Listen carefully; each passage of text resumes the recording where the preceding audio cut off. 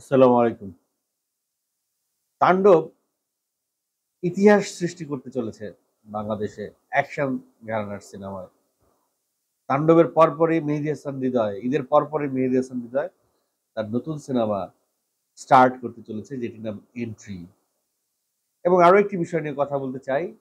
তাণ্ডবে সিয়াম আহমেদের অন্তর্ভুক্তি একেবারে কনফার্ম করে ফেলেছে অনেকেই।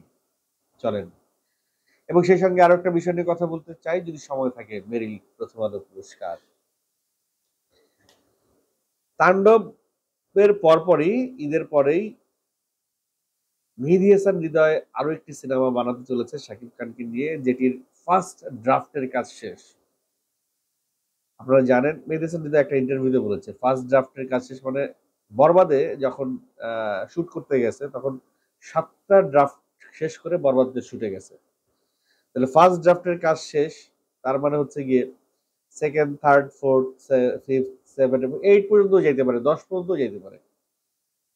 ঈদের পরপরই শাকিব খান তাণ্ডবের পরে মেহেদী হাসান হৃদয়ের ওই সিনেমাটায় কাজ শুরু করবে। মেহেদী হাসান হৃদয়ের ওই সিনেমাটার নাম অনেকেই সোশ্যাল মিডিয়ায় বলছেন এন্ট্রি। এন্ট্রি সালমান খানের একটা সিনেমা ছিল নো এন্ট্রি। শাকিব খানের সিনেমার নাম এন্ট্রি। নামটা কি খারাপ না, ভালোই লাগতেছে শুনতে। তবে এটাই ফিক্সড না, এটাই যে এটা ধারণা করা হচ্ছে, অনেকে বলছে যে এই সিনেমার নাম এন্ট্রি হতে পারে। নাম এখনো ঠিক করা হয় নাই আমার ধারণা। সিনেমা করতে গিয়ে হয়তো অন্য কোনো নাম চলে আসতে পারে, বা এই যে অনেকগুলো ড্রাফট হবে না, এই ড্রাফট করতে করতে একটা ড্রাফটে গিয়ে নাম হয়তো ফিক্স হতে পারে। তবে যে জিনিসটা এন্ট্রি সিনেমায়, আপাতত আমি এই সিনেমার নামটা এন্ট্রি বলছি বলার খাতিরে, যে জিনিসটা এই এন্ট্রি সিনেমায় দেখা যাবে সেই জিনিসটা হচ্ছে বরবাদে যেমন শাকিব খানকে একেবারেই ডিফারেন্ট একটা লুকে নতুন ভাবে উপস্থাপন করেছিল মেহেদী হাসান হৃদয়, এন্ট্রি সিনেমাতেও শাকিব খানকে আবার নতুন ভাবে উপস্থাপন করবে, আরো একটি নতুন রূপে উপস্থাপন করবে মেহেদী হাসান হৃদয়। কিভাবে সম্ভব? একই অঙ্গে এত রূপ। শাকিব খানের দেহ তো একটাই, তার চেহারা তো চেঞ্জ করতে পারবো না, তার চোখ তো চেঞ্জ করতে পারবো না, তার নাক চেঞ্জ করতে পারবো না, তার ঠোঁট চেঞ্জ করতে পারবো না, তার ঘাড়, মাথা, হাত, পা কোনো কিছুই চেঞ্জ করতে পারবো না, কিন্তু তারপরেও কিভাবে জানি অন্য একটা শাকিব খানকে আমরা নতুন নতুন সিনেমায় পাচ্ছি। চেঞ্জ কি হচ্ছে? চেঞ্জ, চেঞ্জের বেসিক জায়গাগুলো কি কি? কস্টিউম, লুক এবং হেয়ার স্টাইল। হেয়ার স্টাইল লুকের মধ্যেই পড়ে, কস্টিউম এন্ড লুক। এবং থার্ড একটা বিষয় আছে চেঞ্জের, সেটা হচ্ছে ম্যানারিজম। এখন অনেকে জিজ্ঞেস করবেন, ভাই ম্যানারিজমটা কি?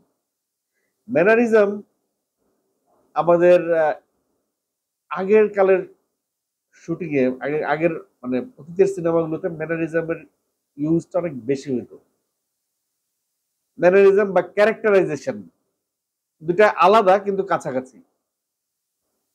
এটিএম শামসুজ্জামান বা হুমায়ুন ফরিদি বা অনেক হিরো আছে, সালমান শাহ। সালমান শাহর বিষয়টা নিয়েই বলি। সালমান শাহ কোন ছবিতে খুব নোখ খাইতেন, কথা বলতে বলতে কথাও বলতেছে আবার করতেছে। আবার কোন ছবিতে সালমান শাহ করতেন, কথা বলতে বলতে এই করতেন। মানে এটা হচ্ছে গিয়ে এই ম্যানারিজমটা হচ্ছে গিয়ে শরীর কেন্দ্রিক ম্যানারিজম। একটা অভ্যাস থেকে মানুষের কথা বলতে বলতে, কেউ হয়তো কথা বলতে বলতে আপনার গায়ে হাত দিবে, কেউ কথা বলতে বলতে আপনার শার্টের বোতামটা নিয়ে এরকম ঘোরাঘুরি করবে, কেউ হয়তো কথা বলতে বলতে আপনার হাতের আঙুল টানবে, এরকম আপনার হাতটা নিয়ে কথা বলবে আর এরকম আঙুলটা টানবে।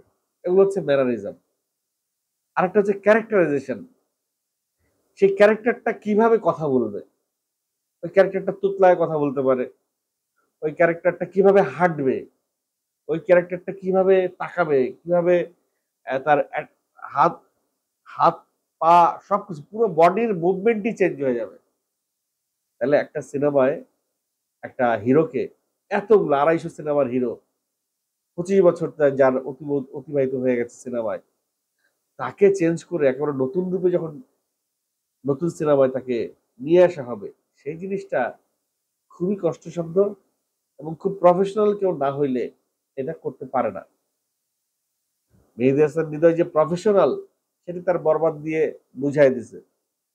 তার প্রডিউসার যে প্রফেশনাল সেটিও তার কাজকর্মে তারা বুঝাই দিছে।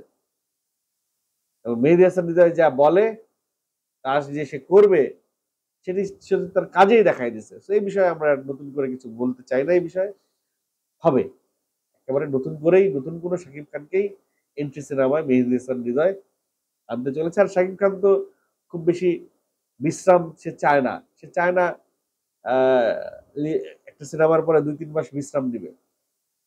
আমরা দেখেছি অতীতে একটা সিনেমা শুট করেই সে আরেকটা সিনেমায় ঢুকে যায়। কিসের ঈদ, কিসের পাবলিসিটি, কিসের কি?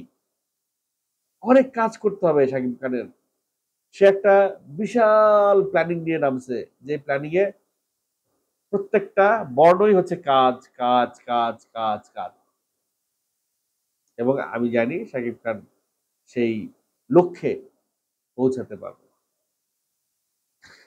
আরেকটা বিষয় যেটি নিয়ে আলাপ করতে চাইছিলাম যে তাণ্ডব বাংলাদেশের ইতিহাসে একটি সেরা অ্যাকশন সিনেমা হতে চলেছে। কারণ এর আগে একটা সিনেমায় ভারতের ৩ জন অ্যাকশন ডিরেক্টরকে একযোগে কাজ করানো হয় নাই।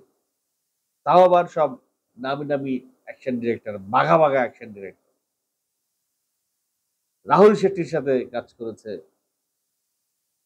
সালমান খানের সাথে কাজ করেছে, শাহরুখ খানের সাথে কাজ করেছে, আমির খানের সাথে কাজ করেছে, এত বড় বড় দেবের সাথে কাজ করেছে, জিতের সাথে কাজ করেছে। এত বড় মাপের অ্যাকশন ডিরেক্টর যখন তিনজন অ্যাকশন ডিরেক্টর যখন একটা সিনেমার ভিতরে সংযুক্ত একটা সিনেমার সঙ্গে, তখন সেই অ্যাকশনটা কোন লেভেলের হইতে পারে আমি তো ভাই কল্পনা করতে পারছি না। তবে ফোরকাস্টে যা দেখাইছে আমি আমি জাস্ট মন্ত্রমুগ্ধ হয়ে দেখছিলাম। ফ্রেমিং, তাহসিন বোধহয় ডিওপির নাম, যদি ভুল না করে থাকি। অসম্ভব সুন্দর সিনেমাটোগ্রাফি করেছে সে, অসম্ভব সুন্দর সিনেমাটোগ্রাফি করেছে। সিনেমার চিত্রনাট্য ডিওপি যখন মনের মতো হয়, অর্থাৎ একজন ডিওপি একজন পরিচালক কথা বলে কিন্তু একজন ডিওপির চোখ দিয়ে, ডিওপির মুখ দিয়ে, ডিওপির হাত দিয়ে।